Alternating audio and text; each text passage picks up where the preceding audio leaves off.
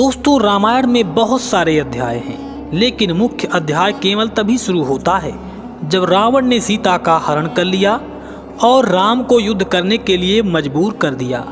इसके बाद राम रावण का युद्ध हुआ। अधिकांश ग्रंथों में यह वर्णन है कि रावण सीता से विवाह करना चाहता था। जब वह माता सीता का हरण करके लंका को ले गया और माता सीता को अपनी भार्या बनाना चाहा, लेकिन नल कुबेर के श्राप के कारण वो उनको जबरन अपना नहीं पाया। लेकिन कुछ ग्रंथों में कुछ ऐसा भी है जिस पर आप विश्वास नहीं करेंगे। माता सीता रावण की बेटी थी। रामायण के सबसे प्रामाणिक ग्रंथ वाल्मीकि रामायण में भी इसके कुछ संकेत मिलते हैं। आपको यह जानकर आश्चर्य होगा कि राम के जीवन पर लगभग 130 अलग अलग इस कथा का उल्लेख वाल्मीकि रामायण के उत्तर कांड में है, जब भगवान श्री राम रावण को मारकर माता सीता को रावण के चंगुल से छुड़ाकर अयोध्या लेकर आते हैं और अयोध्या के राजा के रूप में नियुक्त हो जाते हैं। तो उस समय श्री राम से मिलने के लिए बहुत सारे ऋषि मुनि अयोध्या को आते हैं और उन्हीं ऋषियों में एक थे भगवान अगस्त्य, जो कुंभज ऋषि के नाम से भी जाने जाते हैं। उन्होंने माता सीता के बारे में श्री राम को एक कथा सुनाना शुरू किया। एक बार रावण पूरे विश्व को जीतकर दिग्विजय अभियान में घूमते हुए हिमालय के वन में आकर चक्कर लगाने लगा। वहां उसने काले रंग के मृग चर्म को शरीर पर लपेटे तथा सिर पर जटा धारण किए एक तपस्विनी कन्या को देखा। उसे देखकर रावण काम उत्तेजित हो उठा और अट्टहास करते हुए उनसे पूछा, अरे भद्रे, तुम्हारे इस रूप की कहीं तुलना नहीं है। ये पुरुषों के हृदय में काम जनित उन्माद पैदा करने वाला है। तुम किसकी पुत्री हो? तुम्हारा पति कौन है? किस फल के लिए इतना बड़ा अनुष्ठान कर रही हो? रावण के ऐसा पूछने पर कन्या ने कहा, मेरा नाम वेदवती है। मैं देवताओं के गुरु बृहस्पति के अंतिम तेजस्वी पुत्र कुशध्वज की पुत्री हूँ। कुशध्वज मेरे पिता थे। जब मैं बड़ी हुई तब देवता, गंधर्व, यक्ष, राक्षस, नाग भी पिताजी के पास जाकर उनसे मुझे मांगने लगे, परंतु पिताजी देवेश्वर विष्णु को ही अपना दामाद बनाना चाहते थे। उनके इस अभिप्राय को सुनकर दैत्यराज शंभु उनसे नाराज हो उठा और उसने सोते समय उनकी हत्या कर डाली। इससे दुखी होकर मेरी माँ उनके शव के साथ चिता में भस्म हो गई। तब से भगवान नारायण के प्रति पिताजी के मनोरथ को पूरा करने के लिए मैं तपस्या कर रही हूँ। नारायण ही मेरे पति हैं, उनके सिवा कोई मेरा पति नहीं बन सकता। हे राजन, मैंने आपको पहचान लिया है, आप जाइए। ऐसा सुनकर काम बाण से पीड़ित रावण विमान से नीचे उतर पड़ा और कन्या से बोला, इस तरह का पुण्य संग्रह बूढ़ी स्त्रियों को ही शोभा देता है, तुम्हारे जैसी युवती को नहीं। तुम जिसे विष्णु कहती हो वह कौन है? तुम जिसे चाहती हो वह बल पराक्रम और भोग वैभव के द्वारा मेरी समानता नहीं कर सकता। इस पर वेदवती ने कहा, भगवान विष्णु तीनों लोकों के स्वामी हैं। कोई भी बुद्धिमान पुरुष उनकी अवहेलना नहीं कर सकता।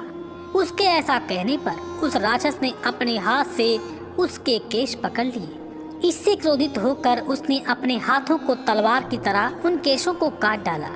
जल मरने के लिए उतावली होकर अग्नि की स्थापना करके वह निशाचर से बोली, अरे नीच राक्षस, तुझ पापात्मा ने इस वन में मेरा अपमान किया है, इसलिए मैं तेरे वध के लिए फिर उत्पन्न होंगी। ऐसा कहकर वह अग्नि में समा गई। दूसरे जन्म में वह कमल के पुष्प से प्रकट हुई। उस राक्षस ने वहाँ भी उस कन्या को पा लिया और अपने घर में ले आया। वहाँ उसने बालक बालिकाओं के लक्षण जानने वाले अपने एक मंत्री को उस कन्या को दिखाया।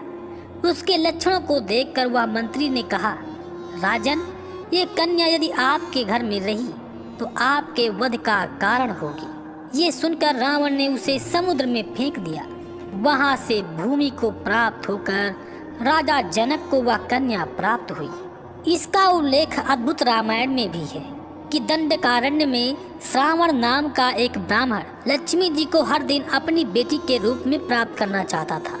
इसलिए घास के सामने के हिस्से से एक मंत्र के साथ वह एक घड़े में मंत्र से अभिषक्त करके उस घड़े को बंद करके रखता था। एक दिन जब ब्राह्मण घर पर नहीं था तो उसी दिन रावण ऋषियों से कर लेने के लिए वहां आया। ऋषि मुनि राजा तो थे नहीं, वह पूजा पाठ करने वाले थे, उनके पास कहाँ से धन होता। इसलिए रावण ने ऋषियों से उनके खून का कर लिया और जो ऋषि मुनि कमजोर थे उनकी मृत्यु हो गई। रावण जिन ऋषियों का खून का कर लेता था उनका रक्त उस ब्राह्मण के घड़े में डाल देता था। जब वह घड़ा नहीं भरा तो रावण ने उसमें अपना खून डालकर उसे भर दिया। फिर उस खून भरे घड़े को लंका में लेकर आया। रावण ने उस कलश को मंदोदरी को रखने के लिए दिया और कहा, हे भद्रे, इस कलश में विष है, जो इसे पिएगा उसकी मृत्यु हो जाएगी। इसके बाद रावण त्रिकूट पर्वत पर चला गया। रावण ने कई पाप किया था, जैसे वेदवती का अपमान और अपनी पुत्र वधू रंभा का बलात्कार। ऐसे कई जघन्य अपराध किए थे जिससे मंदोदरी बहुत दुखी होती थी। एक दिन मंदोदरी ने आत्महत्या करने के बारे में सोचा और उसी खून भरे घड़े को विष समझकर पी लिया। इस कारण मंदोदरी अनजाने में गर्भवती हो गई।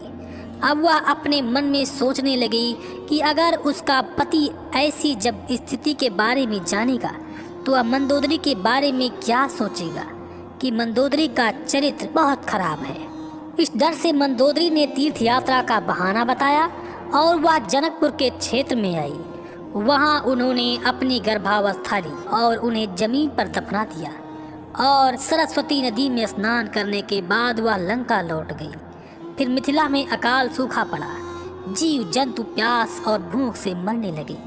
तब ज्योतिषियों ने बताया कि अगर राजा और रानी एक साथ अपने खेत में हल चलाएं तो बरसात होगी। फिर राजा जनक और रानी सुनैना ने खेत में हल चलाया और उसी खेत में भगवान की माया से माता सीता एक संदूक में रखी हल्की नसी में फंसकर मिली।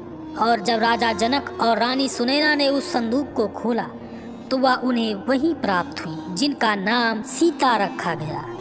इसीलिए लोग माता सीता को रावण की पुत्री मानते हैं। और अगर वीडियो आपको